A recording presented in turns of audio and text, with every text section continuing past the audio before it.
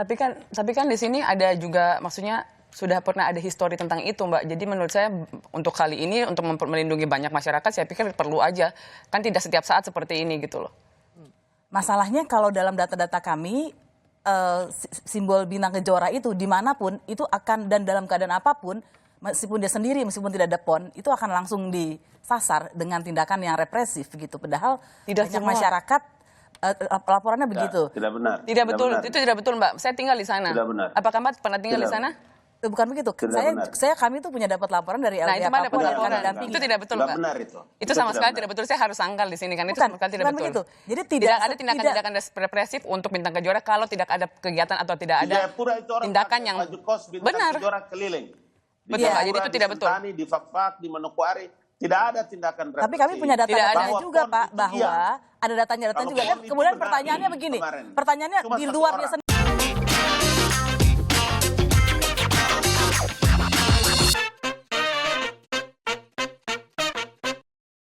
Selama Orde Baru yang namanya Papua, dulu bernama Irian Jaya ya, gak pernah lepas dari hajaran rejim Soeharto. Daerah itu seperti gadis cantik yang tiap hari diperkosa. Kekayaan alamnya dikeruk habis-habisan, tetapi daerahnya gak pernah dibangun. Orang Papua tumbuh dalam ancaman militer waktu itu. Bergerak sedikit mereka mati, gak bergerak juga mereka mati. Sebagai contoh Freeport, sejak Soeharto berkuasa dia menetapkan Papua sebagai daerah operasi militer atau DOM. Represi yang dilakukan oleh Soeharto dengan menggerakkan militer itu awalnya karena ada konflik terbuka antara masyarakat Papua dan PT Freeport. Karena ketidakadilan yang didapat oleh masyarakat Papua, mereka kemudian mulai berontak. Untuk melindungi Freeport, Soeharto menetapkan bahwa masyarakat Papua adalah pemberontak. Banyak sekali kisah ngeri yang dialami oleh warga Papua ketika daerahnya dijadikan operasi militer. Nyawa mereka seperti nggak ada harganya. Suara mereka dibungkam. Daerah mereka gelap gulita. Meskipun kaya, tetapi listrik aja nggak ada. Soeharto membuat Papua menjadi ketergantungan kepada pemerintah pusat dengan pasokan bahan pangan. Nah, dengan semua tekanan-tekanan itu, wajar saja kalau ada beberapa tokoh Papua yang benci sekali kepada Indonesia. Mereka membangun perlawanan meski taruhannya adalah nyawa. Dan perlawanan itu kemudian berkembang menjadi keinginan untuk merdeka. Dan Soeharto bukannya menyelesaikan masalah Papua dengan pendekatan kemanusiaan, justru dia pakai senjata. Disinilah mulainya gerakan-gerakan untuk memisahkan diri dari Indonesia karena kejamnya Soeharto dan pemerintah Orde Baru pada waktu itu kepada Papua. Zaman kemudian berganti, Soeharto turun dari jabatan. Gus Dur yang menjadi harapan orang Papua untuk menjadikan mereka lebih sejahtera turun terlalu cepat. Di masa SBY pun ternyata Papua tidak juga dibangun, bahkan hampir dianggap tidak ada. Rakyat Papua hanya dimanfaatkan untuk pemilu, sesudah itu mereka ditinggalkan. Papua tetap menjadi daerah miskin meski sumber alamnya kaya raya. Harga-harga sangat mahal di sana karena transportasi aja sangat sulit. Bahkan BBM di Papua sempat menembus harga Rp100.000 per liternya. Coba gimana mereka mau sejahtera? Jokowi kemudian datang dan salah satu program pentingnya adalah pembangunan Papua. Kenapa coba Papua menjadi penting untuk Jokowi? Ini yang menarik. Saya pernah bertemu sekali dengan presiden. Dulu sekali di sebuah tempat yang tertutup. Dan setiap kali Jokowi berbicara tentang Papua, matanya terlihat memerah seperti menahan tangis.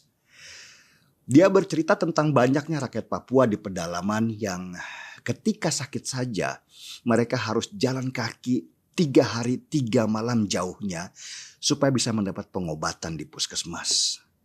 Seperti ada rasa bersalah dari Jokowi karena dia sekarang menjadi representasi pemerintah pusat.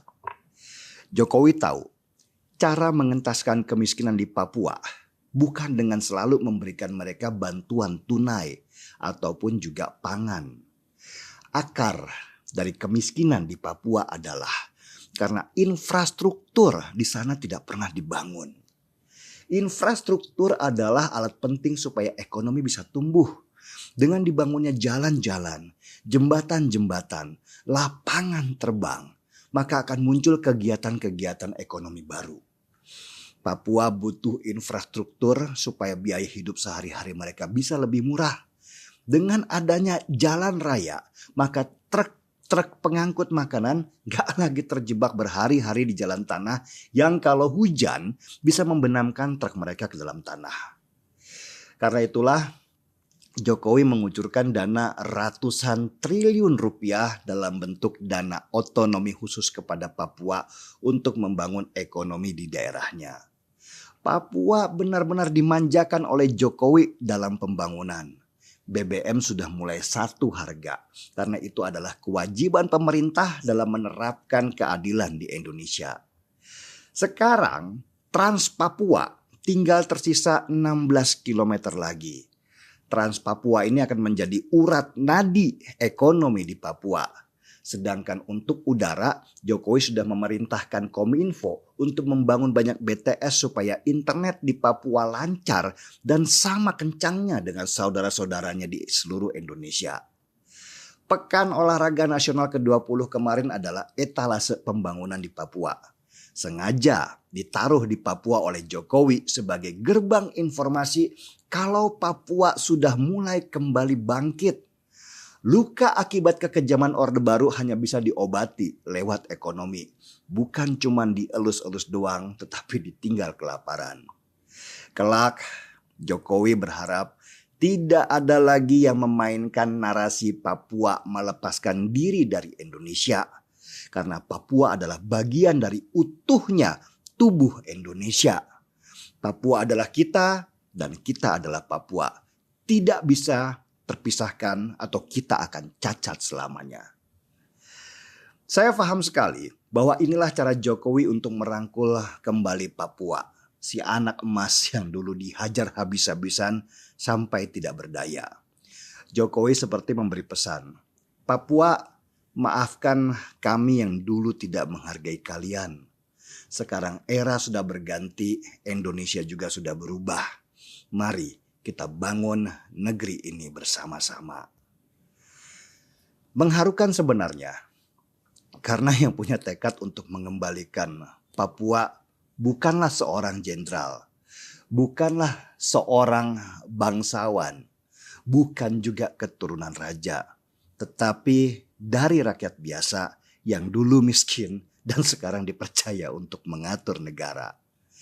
Jokowi faham penderitaan Papua karena dulu dia menjadi bagian dari penderitaan mereka juga. Untuk saudara-saudaraku di Papua, terimalah jabat tangan kami. Kita lupakan masa lalu karena masa depan lebih berarti. Untuk kejayaan negeri ini, mari kita sama-sama angkat secangkir kopi.